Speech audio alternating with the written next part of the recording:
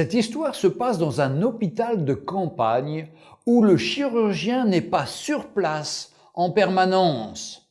Un médecin entra à l'hôpital en hâte après avoir été appelé pour une opération urgente.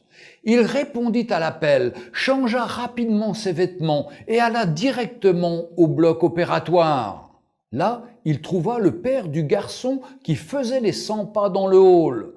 En voyant le médecin arriver, le papa s'écria « Mais pourquoi avez-vous pris tant de temps pour venir? Vous ne savez pas que la vie de mon fils est en danger? Vous n'avez pas le sens de vos responsabilités ?» Le médecin sourit et dit « Je suis désolé, je n'étais pas dans l'hôpital et je suis venu le plus rapidement possible après avoir reçu l'appel. Et maintenant je souhaite que vous calmiez afin que je puisse faire mon travail. » « Me calmer? Mais si c'était votre fils, vous calmeriez-vous? Si votre propre fils meurt maintenant, que feriez-vous? » dit le père en colère. Le médecin sourit encore et répondit « Je dirais, de la poussière nous sommes venus et poussière nous retournerons. Béni soit le nom du Seigneur.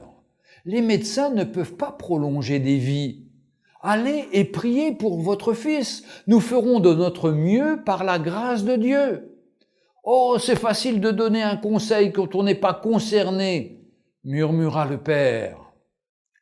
L'opération dura quelques heures, après lesquelles le médecin sortit, satisfait et content. « Merci Seigneur, votre fils est épargné. Si vous aviez d'autres questions, demandez à l'infirmière. » Une fois le médecin parti, le père dit à l'infirmière « Pourquoi est-il si arrogant ? Il ne pouvait pas attendre quelques minutes pour me parler de l'état de mon fils ?»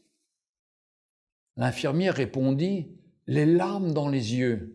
« Son fils est mort hier dans un accident de voiture. Il était à l'enterrement quand nous l'avons appelé pour opérer votre fils. Maintenant qu'il a épargné la vie de celui-ci, il est reparti pour finir l'enterrement de son propre enfant. Ne jamais jugez personne parce que vous ne savez pas ce que celle-ci peut traverser en ce moment. » Retrouvez Un jour une histoire sur www.365histoire.com.